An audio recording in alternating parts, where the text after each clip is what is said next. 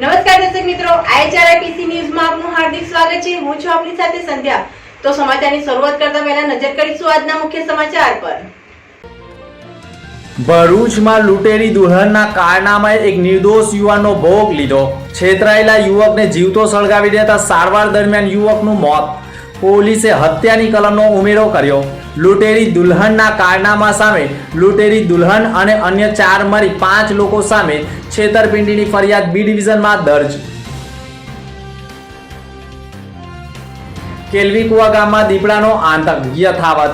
2 શ્વાનના બચ્ચાનો શિકાર કર્યો। ભરૂચ જિલ્લામાં આકરા તાપમાનના કારણે લૂ લાગવાના કેસો। ભરૂચ સિવિલમાં દર્દીઓની સંખ્યામાં વધારો। પાનોલીની જીઆઈડીસીમાં એક કંપનીમાં 250 થી વધુ કામદારોને છૂટા કરી દેવાયા। પગારની માંગણી અને પીડીઆર નોટિસની માંગ સાથે વિરોધનો વંટોળ। પાનોલીની એક કંપનીમાં 250 થી વધુ કામદારોને છૂટા કરી દેવાતા વિરોધનો વંટોળ ઊભો થયો છે। અંકલેશ્વરની પાનોલી જીઆઈડીસી વિસ્તારની એક કંપનીમાં 250 કરતાં વધુ કામદારોને ઓચિંતા છૂટા કરવામાં આવતા કામદારો દ્વારા કંપનીના ગેટ ઉપર જ પોતાની માંગ સાથે વિરોધ પ્રદર્શન કર્યો હતો। અંકલેશ્વર તાલુકાની પાનોલી જીઆઈડીસીમાં આવેલી એક ખાનગી કંપનીમાં કામ કરતા 250 થી વધુ કામદારોને છૂટા કરી દેવામાં આવતા કામદારોમાં રોષ ભભૂકી ઉઠ્યો હતો। કામદારોને નોટિસ વિના જ અચાનક છૂટા કરવામાં આવતા જ તેમની રોજગારી છીનવાઈ ગઈ હોય, જેને લઈને કર્મચારીઓ પાછલા મહિના બાકી પડતા પગાર અને 3 મહિનાની નોટિસ પીરિયડના પગારની માંગ સાથે કંપની બહાર ધરણા પ્રદર્શન ઉપર બેઠા હતા, જેના પગલે પોલીસ પણ દોડતી થઈ गई थी। हमारा कंपनी अचानक सारे एम्प्लॉय को बिना कोई इन्फॉर्मेशन पहले से सब आदमी को कल से जॉब से मना कर रहे हैं, जॉब में आने के लिए।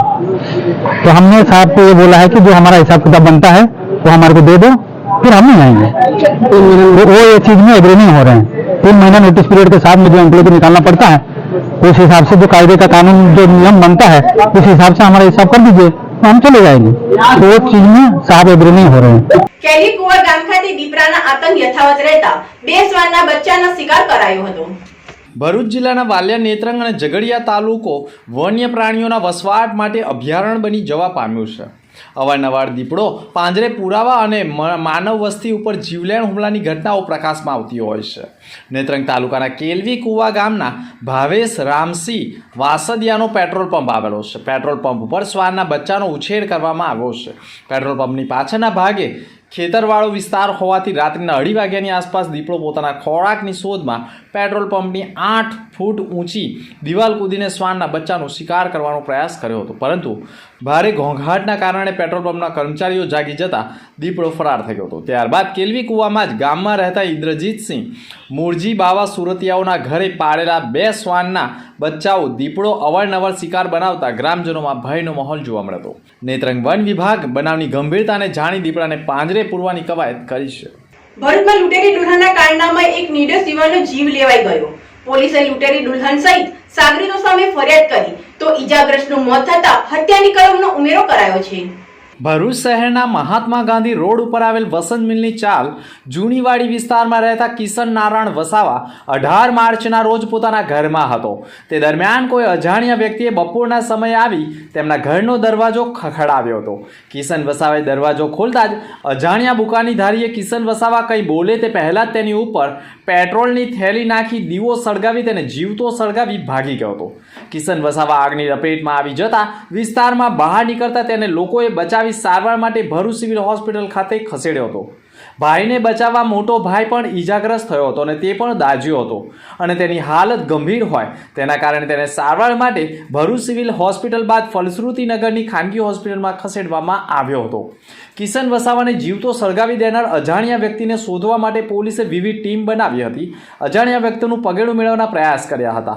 જાહેર માર્ગ ઉપર રહેલા સીસીટીવી ફૂટેજ ચકાસવામાં આવ્યા હતા અને આખરે જાહેર માર્ગ ઉપરથી ખુલ્લા મોઢે પસાર થયેલો અજાણ્યો વ્યક્તિ કોણ છે તેની તપાસ કરવામાં આવતા તે જામનગરનો હોય અને ભોગ બનનારની કૌટુંબિક ફોઈએ આ વ્યક્તિને કિશન વસાવાના ઘરે લગ્ન કરવાના ઈરાદે કંચન ઉર્ફે ભાવના પરમાર દુલ્હન તરીકે બતાવી હોય તેવો ભાંડો ફૂટ્યો હતો, જેના કારણે આરોપીને જામનગરથી ઝડપી પાડવામાં આવતા તેનું નામ દિલીપ રમેશ ઉર્ફે રામજી સોલંકી હોવાનું સામે આવ્યું હતું.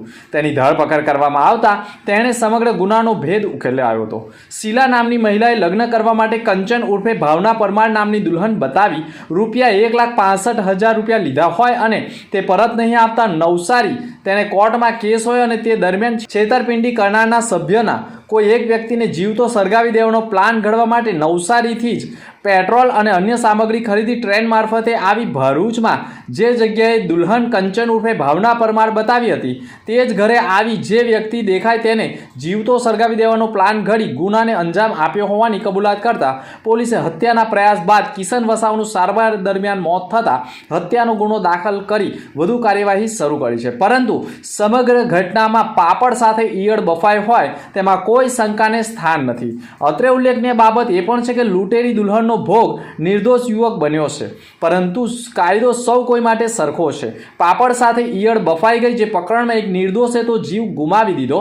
સમગ્ર પ્રકરણમાં ગુનાને અંજામ આપવા માટે મજબૂર કરનારની ફરિયાદ પણ પોલીસે લીધી છે અને લૂંટેરી દુલ્હન કંચન ઉર્ફે ભાવના પરમાર કે જેઓએ દિલીપ રમેશ ઉર્ફે રામજી સોલંકીને લગ્નના બહાને 1,65,000માં છેતરપિંડી કરી હોય.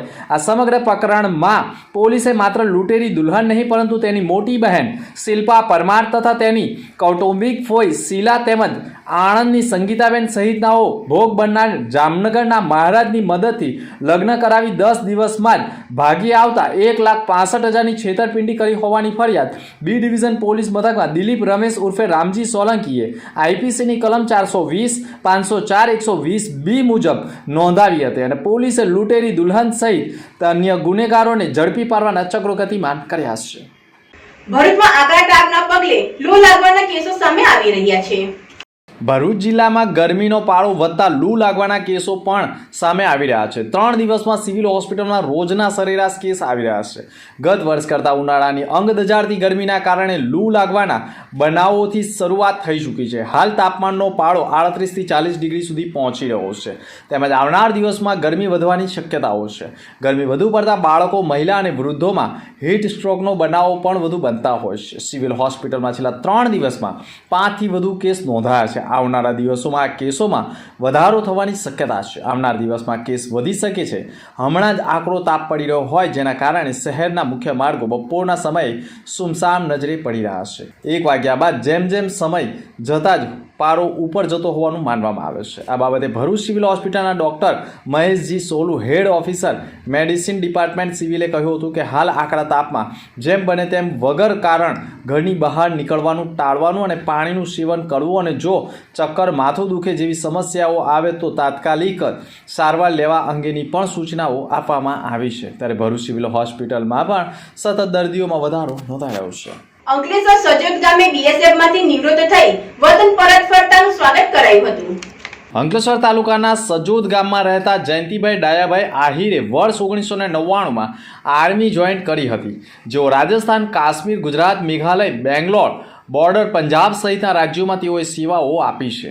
જેઓ આજે 25 વર્ષે નિવૃત્ત થતાં આજરોજ વતન પરત ફરતા અંકલેશ્વર રેલવે સ્ટેશન ખાતે પાલિકાના કારોબારી ચેરમેન નિલેશ પટેલ, આહિર સમાજના પ્રમુખ ડાયા આહિર સહિત આહિર સમાજના કારોબારી સભ્યો અને ખૂબ મોટી સંખ્યામાં આહિર સમાજના લોકો, ભાઈ બહેનોએ, પરિવારજનો સહિત ગ્રામજનોએ તેઓનું ભવ્ય સ્વાગત કર્યું. અંકલેશ્વર બી ડિવિઝન પોલીસે છેતરપિંડીના ગુનામાં માસ્ટરમાઇન્ડ સહિત 2ની અટકાયત કરતા 31 વાહનો જપ્ત કરાયા છે. ભરૂચ જિલ્લા પોલીસ અધિક્ષક મયુર ચાવડા તથા અંકલેશ્વર ડીવાયએસપી ડોક્ટર કુશાલ ઓઝા તરફથી જિલ્લામાં ચાલતી અસામાજિક પ્રવૃત્તિઓ ચલાવતા ઈસમો વિરુદ્ધ કાયદેસરની કાર્યવાહી કરવા પોલીસ તંત્રને સૂચના આપવામાં આવી હતી. જેના અનુસંધાને અંકલેશ્વર શહેર પોલીસ મથકના પીઆઈ વી.કે. ભૂતિયાના માર્ગદર્શન હેઠળ અંકલેશ્વર બી ડિવિઝન પોલીસ મથકના ગુનામાં આરોપીઓ પોતાના અંગત આર્થિક લાભ માટે વાહનો ભાડે રાખવાના બહાને ફરિયાદી તથા સાહેદોને વિશ્વાસમાં લઈ તેઓ પાસેથી અલગ અલગ વાહનોના ભાડા કરાર કરી વાહનો ગીરવે પેટે આપી છેતરપિંડી આચરતા હોવાનો ગુનો નોંધાયો છે. ત્યારે છેતરપિંડી આચરનાર મુખ્ય આરોપી જાવીદ ગુલામ હુસેન શેખ તથા ફૈઝાન જાવીદ ગુલામ હુસેન શેખ અન્ય આરોપી ધર્મેશ પટેલની અંકલેશ્વર શહેર બી ડિવિઝન પોલીસ દ્વારા અટકાયત કરવામાં આવી છે. સાથે જ પોલીસે 2 ઇકો કાર અને 1 સ્વિફ્ટ કાર મળી 31 વાહનો રિકવર કરી 3 આરોપીઓ વિરુદ્ધ કાયદેસરની કાર્યવાહી કરી છે. સરકારી એન્જિનિયરિંગ કોલેજ ખાતે ટેક ફેરનું આયોજન કરાયું હતું. ભરૂચની સરકારી એન્જિનિયરિંગ કોલેજ ખાતે ટેક ફેસ્ટનું આયોજન કરાયું હતું. 2 દિવસ સુધી ચાલનાર વિવિધ એન્જિનિયરિંગ વિભાગોની ટેકનિકલ ઇવેન્ટ્સોનો એક ટેકનોફેસ્ટનો સમાવેશ થયો છે. આ ઉત્સવમાં આશરે 1800 જેટલા વિદ્યાર્થીઓ તેમજ સમગ્ર ગુજરાતની કુલ 28 કોલેજના વિદ્યાર્થીઓએ તેમાં ભાગ લીધો હતો. આ ઉત્સવ દરમિયાન વિદ્યાર્થીઓએ પોતે બનાવેલા પ્રોજેક્ટ જેવા કે ઇલેક્ટ્રિકલ વ્હીકલ, ચાર્જર તેમજ વિવિધ રોબોટનું પણ પ્રદર્શન કરાયું હતું. કુલ મળી વિવિધ ડિઝાઇન એન્જિનિયરિંગ અંતર્ગત 28 પ્રોજેક્ટનું પ્રદર્શન કરવામાં હતું. ઉદ્ઘાટન સમારંભમાં આચાર્ય ડોક્ટર પીપી લોઢા, વિવિધ ઇન્ડસ્ટ્રીના મહાનુભાવો, કોલેજના વિદ્યાર્થી ખાતાના વડાઓ અને વિદ્યાર્થીઓ મોટી સંખ્યામાં હાજર રહ્યા હતા. અંતમાં ફરી એક નજર આજના મુખ્ય સમાચાર પર. ભરૂચમાં લૂંટેરી દુલ્હનના કારનામાએ એક નિર્દોષ યુવાનનો ભોગ લીધો. છેતરાયેલા યુવકને જીવતો સળગાવી દેતા સારવાર દરમિયાન યુવકનું મોત. પોલીસે હત્યાની કલમનો ઉમેરો કર્યો. લૂંટેરી દુલ્હનના કારનામા સામે લૂંટેરી દુલ્હન અને અન્ય 4 મળી 5 લોકો સામે છેતરપિંડીની ફરિયાદ બી ડિવિઝનમાં દર્જ. કેલવીકુવા ગામમાં દીપડાનો આતંક યથાવત. 2 શ્વાનના બચ્ચાનો શિકાર કર્યો.